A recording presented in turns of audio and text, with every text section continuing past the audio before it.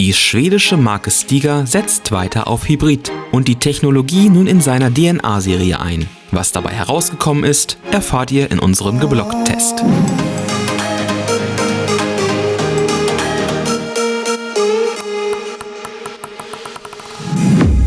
Der in Deutschland gefertigte DNA Hybrid M liegt mit knapp 70 € im oberen Preissegment. Sein Obergummi ist unserer Meinung nach eigentlich kaum klebrig, dafür aber auf jeden Fall hochgriffig. Als Unterlage dient ein 47,5 Grad harter, orangefarbener mittelporiger Schwamm. Ein ungeschnittenes Exemplar bringt etwa 65 Gramm auf die Waage. Auf den ersten Blick wirkt der Belag so erstmal also nicht sonderlich auffällig. Im Dots-Test präsentiert sich der DNA Hybrid durchaus dynamisch und sehr spinfreudig bei einem mittelharten Ballanschlag. Die Geschwindigkeit liegt auf einem gehobenen Niveau.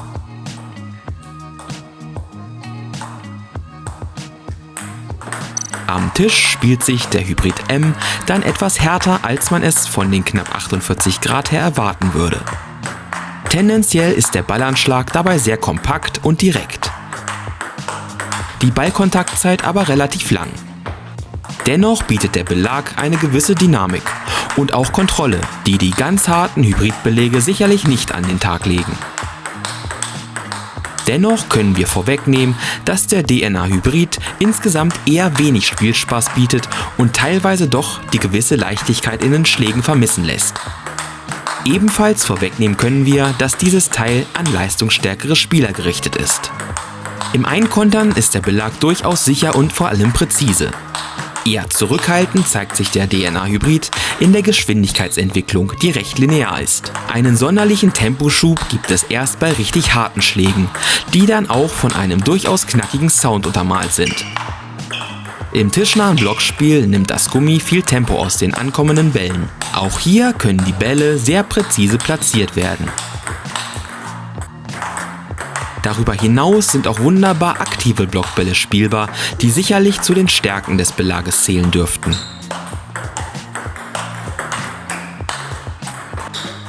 Durch das griffige Obergummi zieht man die Bälle beim Topspin wohl eher über den Tisch als ins Netz. Der DNA Hybrid verlangt hier also eher Armzug nach vorne und nicht nach oben. Dennoch lassen sich auch weiche Topspins mit einer soliden Portion Effet erzeugen.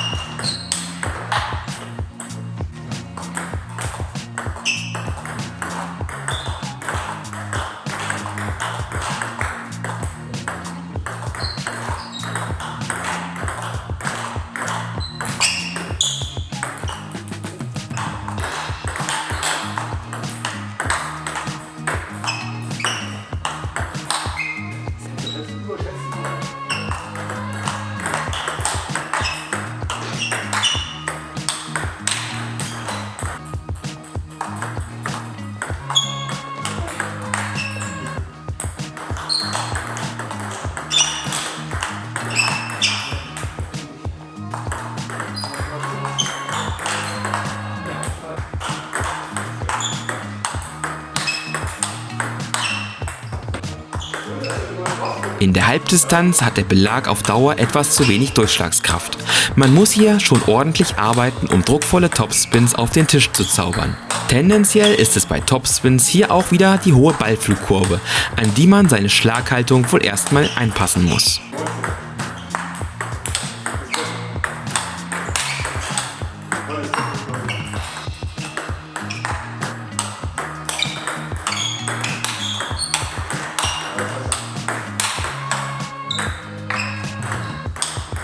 Unterm Strich ist der DNA Hybrid M ein durchaus anspruchsvoll zu spielender Offensivbelag, der sicherlich von einer guten Technik profitiert.